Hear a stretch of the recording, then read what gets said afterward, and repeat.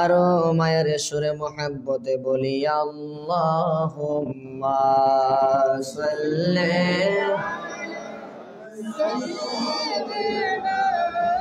মাওলানা মুহাম্মাদ ওয়া আলা আলিহি মাওলানা কার লাগিয়া কান্দরে মন কে আছে তোর আপনা কার লাগিয়া কান্দরে মন কে আছে তোর আপনা যিনি তোমার আপন হবেন শুয়ে আছেন মদিনা আল্লাহুম্মা সাল্লি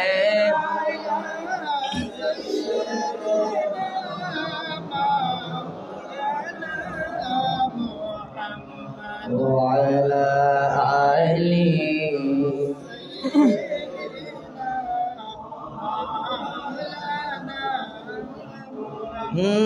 জাহানে যেই দিকে তাকাই দরদি আর তো কেহ নাই দরদি আর তো কেহ নাই তুমি যে রহমতের ভান্ডার নবীজি ইয়া রাসূলুল্লাহ তুমি যে রহমতের ভান্ডার নবীজি ইয়া রাসূলুল্লাহ জীবনে হবে কি আপনার দিদার ইয়া রাসূলুল্লাহ আল্লাহুম্মা সাল্লি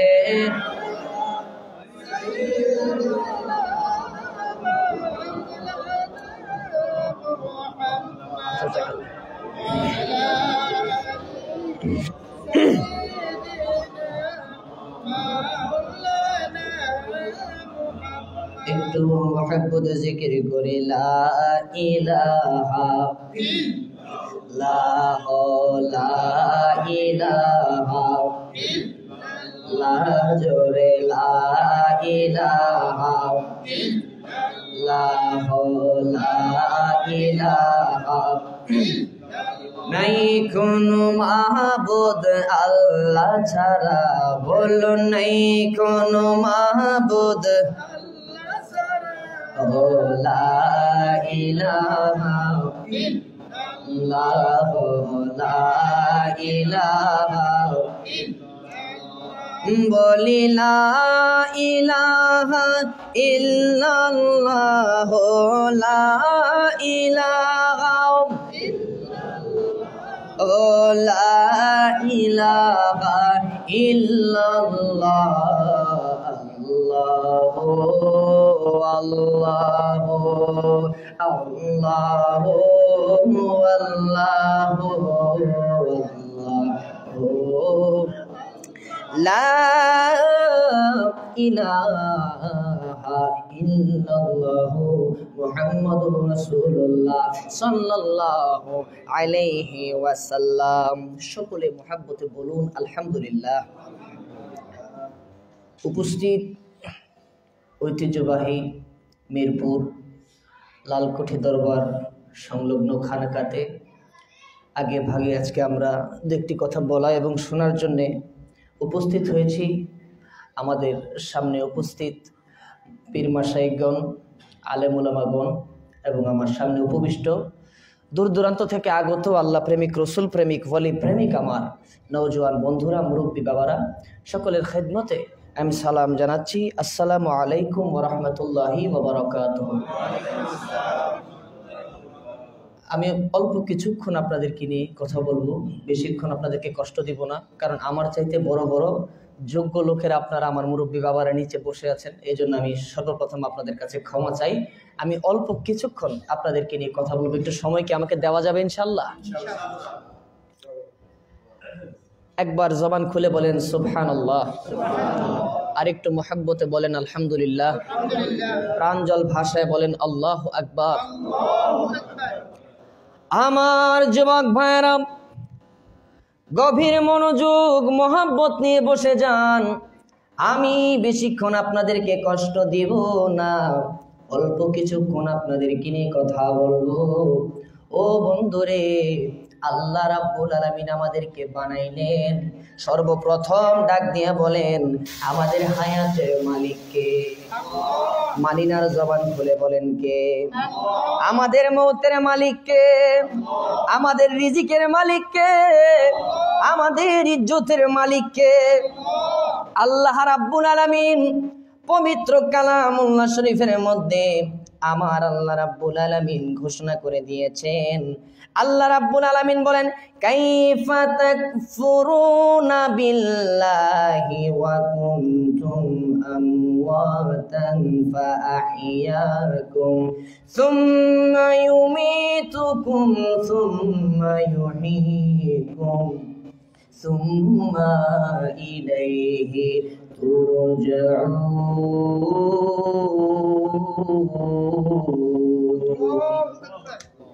আল্লাহ রাব্বুল আলামিন বলেন, কিভাবে তোমরা আল্লাহকে অস্বীকার করো? কিভাবে তোমরা আল্লাহকে অস্বীকার করো? তোমরা ছিলে নির্জীব, তোমাদের ভিতরে কোনো রূহ ছিল না, তোমাদের ভিতরে কোনো প্রাণ ছিল না। অতঃপর আমি আল্লাহ তোমাদেরকে প্রাণ দান করলাম। এই প্রাণ পায়া তোমরা বাক বিতণ্ডাকারী হয়ে গেলা। এই প্রাণ পায়া তোমরা ওই সমাজের মধ্যে ফাহিশামূলক কাজ সম্পাদনকারী হয়ে গেলা। ও বন্ধুরে আমার, ও আমার লালকুঠি দরবারের বন্ধুরা, আল্লাহ রাব্বুল আলামিন বলেন আমি তোমাদেরকে হায়াত দিলাম, আমি তোমাদেরকে আবার মওত দিব। আল্লাহ রাব্বুল আলামিন সর্বশেষ বলেন, আল্লাহু আকবারটা জোরে বলবেন। আল্লাহ রাব্বুল আলামিন বলেন, সুম্মা ইলাইহি তুরজাউন।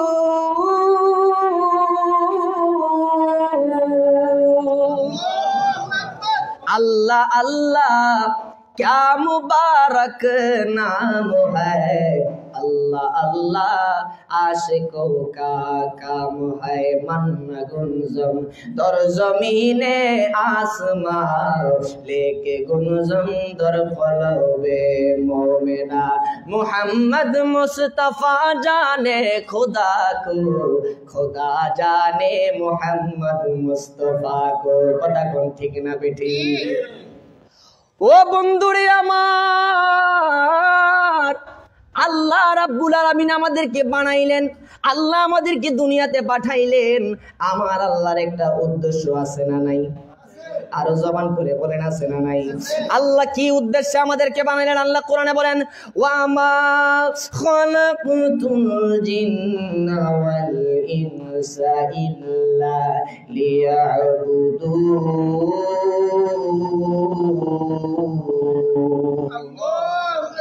আল্লাহ রাব্বুল আলামিন বলেন, ওয়া মা খালাকতুল, আমি বানাই নাই জিন এবং মানব জাতি। ও আল্লাহ তাআলা কে বানাইছে? এই জায়গার মধ্যে মাঝখানে আল্লাহ একটা ইল্লা দিয়েছেন। যারা মাদ্রাসা ব্যাকগ্রাউন্ডের স্টুডেন্ট আছেন তারা আমার কথাটা একটু বুঝবেন। এই ইল্লা শব্দটা হলো হরফে ইস্তিসনা।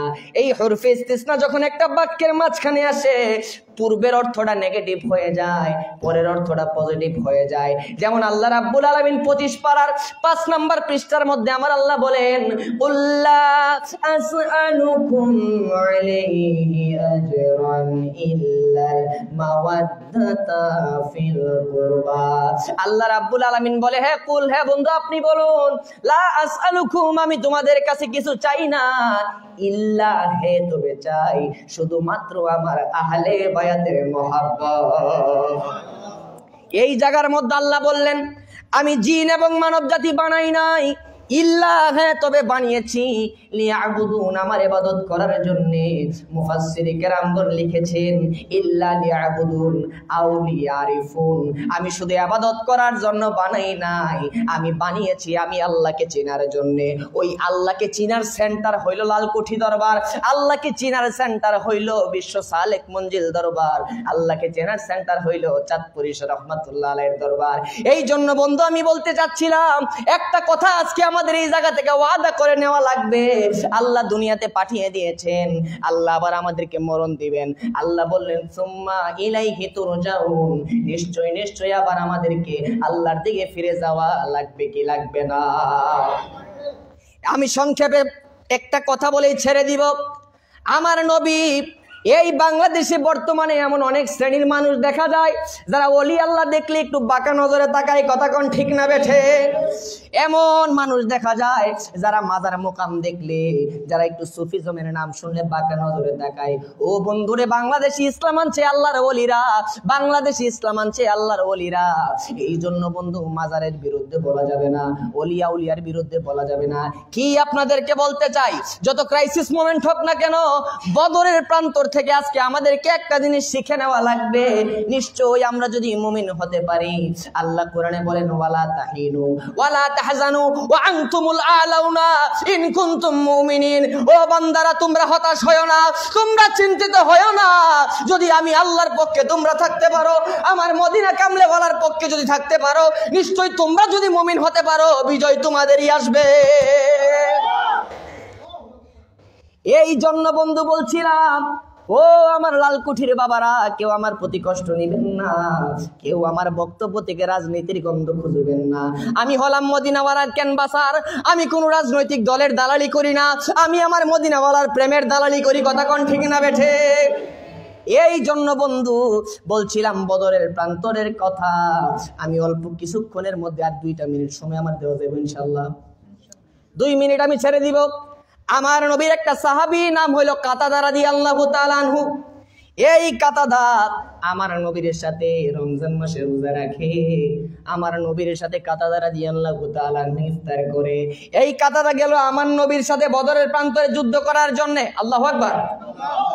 ওই বদরের প্রান্তরে যাইয়া আমার নবীকে নিয়ে যারা আজকে টিটকারি মস্করা করে, যারা নবীর শান মান নিয়ে ব্যঙ্গচিত্র করে গো, আজকে এমন সমাজের মধ্যে অনেক লোক দেখা যায় যারা নারে রিসালাতকে ফালতু স্লোগান বলে। বলেন নাউজুবিল্লাহ। নারে রিসালাতকে যদি ফালতু বলতে হয় তাহলে সূরা ইখলাস থেকে কুল বাদ দিয়ে দেন। আল্লাহ কোরআনে অনেক জায়গার মধ্যে বলেছেন আতিউল্লাহ ওয়া আতিউর রাসূল। যদি আমি আল্লাহর ইত্তেবা করতে হয় তাইলে আমার মদিনাওয়ালার ইত্তেবা করা লাগবে, কথা কোন ঠিক না বে ঠিক? কিন্তু এমন কোরআনে অনেক জায়গার মধ্যে আছে আল্লাহ আতিউল্লাহ বলে নাই, শুধু আমার রাসূলের ইতাআত করার জন্য বলেছেন। কারণ হলো একটাই, আল্লাহ মানা নবী মানা নয়, নবী মানলেই আল্লাহ মানা হয়, কথা কোন ঠিক না বে ঠিক? কাতাদা রাদিয়াল্লাহু তাআলা আনহু, গভীর মনোযোগ বন্ধু। ওই কাতাদা যুদ্ধ করতে করতে করতে করতে এমন একটা সময় চলে আসলো, কাতাদার ডান পাশের চোখটা খুইলা এরকম ভাবে ঝুলে গেছে। কাতাদা আমার নবীর কাছে এসে কই, ইয়া রাসূলুল্লাহ, ইয়া হাবিবাল্লাহ, নবী গো, ও মায়ার নবী, দয়ার নবী, আমি আপনার সাথে রমজান মাসে রোজা রাখি, আমি আপনার সাথে ইফতার করি গো নবী, আপনি যেই মসজিদের ইমাম, আমি আপনার পিছনে মুক্তাদি গো নবী, কিন্তু আমি কাতাদার চোখটা ঝুলে গেছে। ইয়া রাসূলুল্লাহ, আমি কি করব? আমার নবী ডাক দেয়া কয়, কাতাদা, ও কাতাদা, তুমি কি চোখ চাও না জান্নাত চাও? আল্লাহু আকবার। মনোযোগ আছে সবার ইনশাআল্লাহ। ও কাতাদা, তুমি কি চোখ চাও না জান্নাত চাও? এবারে কাতাদা রাদিয়াল্লাহু তাআলা আনহু ডাক দিয়া কয়, ইয়া রাসূলুল্লাহ, নবী গো, আমার জান্নাতের প্রয়োজন নাই, আমার চোখ হইলে আমার চলে যাবে। বলেন সুবহানাল্লাহ। ওই জায়গার মধ্যে যদি আমি থাকতাম, ওই জায়গার মধ্যে যদি আমরা থাকতাম, আমরা বলতাম, ইয়া রাসূলুল্লাহ, চোখের দরকার নাই, জান্নাত হইলেই হবে। কাতাদা রাদিয়াল্লাহু তাআলা আনহু বলেন, ইয়া রাসূলুল্লাহ, আমার জান্নাতের দরকার নাই, আমার চোখ হইলে আমি খুশি। আমার নবী ডাক দেয়া কয়, কাতাদা, ও কাতাদা তুমি আমার সামনে আসো। কাতাদা রাদিয়াল্লাহু তাআলা আমার নবীর সামনে এসে দাঁড়াইলেন। আমার নবীর থুতু মুবারকটা নিয়া কাতাদার চোখের মধ্যে আমার নবী মেসেজ করে দিলেন, আল্লাহু আকবার। আমার নবীর চোখের মধ্যে, আমার নবী যখন কাতাদার চোখের মধ্যে নবীর থুতু মুবারকটা নিয়ে দিয়ে দিলেন, এইভাবে ঝুলন্ত চোখটা ওই কাতাদার চোখের মধ্যে লাগাই দিলেন। আমার নবী ডাক দিয়ে কয়ে, কাতাদা ও কাতাদা তুমি কেমন দেখো? কাতাদা ডাক দিয়া কয়ে, নবী গো আগে যেমন আমি দেখতাম তার চাইতে আমি আরো দ্বিগুণ ভালো আমি এখন দেখতে পাই। আপনারা বলেন আমার নবীর থুতু মুবারকের বরকত আছে না নাই? আরো মহাব্বতে বলতে হবে, আছে না নাই? ওগো নবী প্যারা নবী তোমারি দরবার যেথায় গেলে একবার যেতে চাই বারবার। বলবো বাবা একটু দিলে আমার সাথে বলেন, ওগো নবী প্যারা নবী তোমারি দরবার যেথায় গেলে একবার যেতে চাই বারবার। দো জাহানে চলে নবী তোমার জমিদারি, দো জাহানে চলে নবী তোমার জমিদারি। আল্লাহ সব কিছুর মালিক, নবী বন্টনকারী। আমরা নবীর ভিখারি, আমরা নবীর ভিখারি। তোমার ক্ষমতা চলে আসমানে শুধু জমিনে নয়, তোমার ক্ষমতায় চলে আসমানে শুধু জমিনে নয়। তোমার ইশারায় মাগরিব থেকে উল্টায় আসর হয়, কথা কোন ঠিক কিনা? এই জন্য মহাব্বতে আমার সাথে বলেন, তোমার ক্ষমতা চলে আসমানে শুধু জমিনে নয়, তোমার ইশারায় মাগরিব থেকে উল্টায় আসর হয়।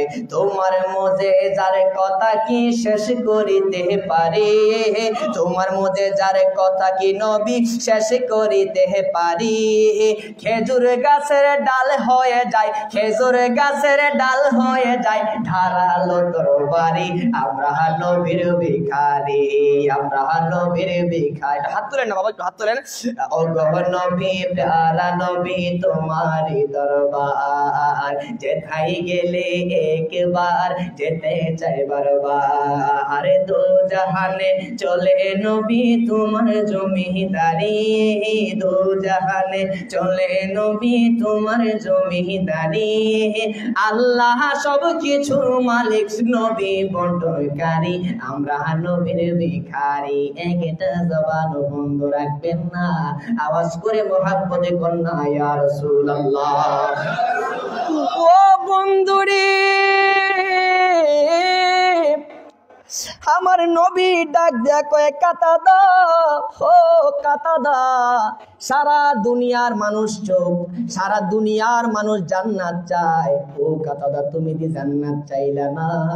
ও কাতাদা তুমি কেন জান্নাত চাইলা না আমি জানতে চাই। কাতাদা ডাক দিয়ে কয়, নবী গো যেই কাতাদা আপনি নবীর জন্য এত পাগল, ইয়া রাসূলুল্লাহ আমি হইলাম আপনি নবীর গোলাম, কিন্তু আপনি জানতে চাইলেন আমি কেন জান্নাত চাইলাম না, আমি কেন চোখ চাইলাম।